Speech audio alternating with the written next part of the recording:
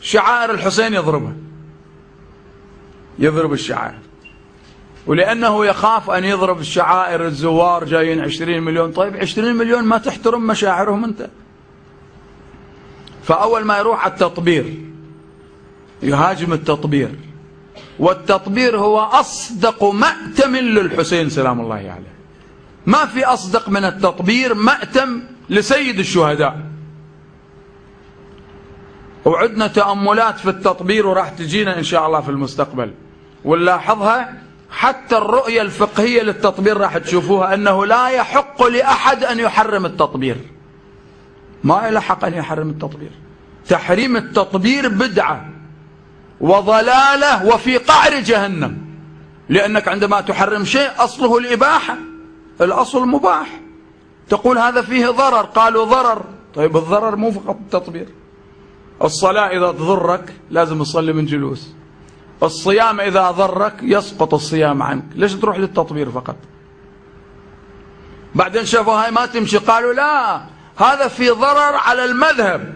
يا عيني، وين موجود عندكم ضرر على المذهب؟ وين موجود ضرر على الإسلام؟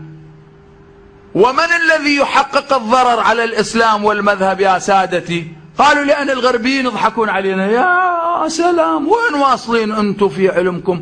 يعني صاروا الغربيين الكفرة الأنجاس، اللي صار 9 سنين كهرباء ما معطينا أولاد النعل، تخليهم ميزان إليك؟ هذول تأمن فيهم أنت؟ مو اجونا قاعدة وعدنا وشفناهم. من يوم ما جيهم إلى الآن المشاكل تتراكم وما في مشكلة انحلت. ما في مشكلة انحلت. هذول يحلون مشاكلنا وتخاف منهم وخاف يضحكون علينا. وين احنا؟ وين رايحين؟ الله سبحانه وتعالى يقول لك أنت ميزان العالم لتكونوا شهداء على الناس، مو الناس شهداء عليكم.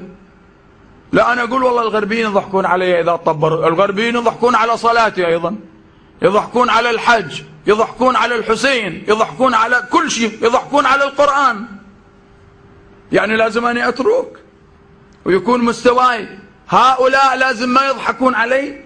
يعني حقيقة أحبتي سقوط في قعر الجحيم التفكير هذا. التطبير على الحسين أعظم مأتم لسيد الشهداء، لازم تقولها بقوة وتحكيها ولا تخشى أحد. منو اللي تخافه أنت؟ هذا إمامي وقف يوم عاشوراء ودماؤه تجري، وقف غارقا بالدماء. تعطيه أنت هذه الصورة ولا ما تعطيه هذه الصورة؟ ثم واحد يسأل سؤال، أنت فقيه عندما تفتي بحرمة التطبير ما هو الدليل اللي تعتمد عليه؟ الدليل شنو هو؟ لأن الحرام لما تقول حرام لازم تعطي دليل، لأن الأصل في الأشياء الإباحة. أنت تسألني ما الدليل على حلية التطبير؟ الإباحة. الأصل في كل شيء أنه مباح حتى يأتي فيه نص. الآن عندهم السيدة زينب نطحت جبينها بمقدم المحمل يستهزئون عليها، خطيب في صحن الحسين يستهزئ فيها. شنو هاي انت هالخرابيط هالهوسة مشلبين بيها؟ يحكي هالشكل بهاللهجة حتى العالم يفهمها. يعني السيدة زينب نطحت راسها بمقدم المحمل، وذاك بالكويت يستهزئ فيها، وبعدين السيدة ضربته في اليوم الثاني.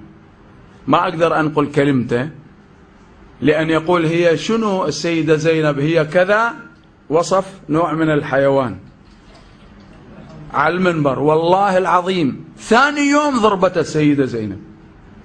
وعجيب أنه أهل المجلس اللي يحترموه ويحبوه صار سنوات يقرأ، هم نفسهم قاموا بنص المجلس وتعاركوا معه ونزلوا. يعني إلى أي إسفاف، إلى أي مستوى يسف هؤلاء أحبتي. لاحظوا، احنا أيضا لازم نسكت، ما نحكي عن هؤلاء. ليش حبيبي نسكت؟ ومتى نتكلم؟ بالقبر نتكلم؟ لما نروح بالقبر نحكي عليهم؟ فأين الأمر بالمعروف والنهي عن المنكر؟ موجود عندنا ولا ما موجود؟ كنتم خير أمة أخرجت للناس تأمرون بالمعروف وتنهون عن المنكر، والإيمان بعدين جابه قال وتؤمنون بالله. ليش؟ لأن الإيمان سياج لهذا الجانب. لماذا السكوت؟ أين خطباء مصر؟ أين حملة الأقلام؟ أين الأحرار؟ أين المضحين بأنفسهم من أجل أبي عبد الله الحسين؟ ليش واحد دائما ساكت، ما يقدر يحكي، ما يقدر يقول هذا غلط؟ احنا ما عندنا واحد تسكت عنه إلا الإمام المعصوم، بقية الناس كلهم عرضة للنقاش والحوار وأنك تخطئهم. مو حرام أنك تخطأ أبو عمامة، لأن هذا ليس معصوم حتى أنت ما تخطأه. هذا بلاء يصير عليك وعلى الأمة كلها، خصوصا إذا دخل في عمق العقيدة وضرب العقيدة. فإذا كان التطبير حرام، لماذا صارت مسألة الدم للحسين مسألة ظاهرة والتركيز عليها؟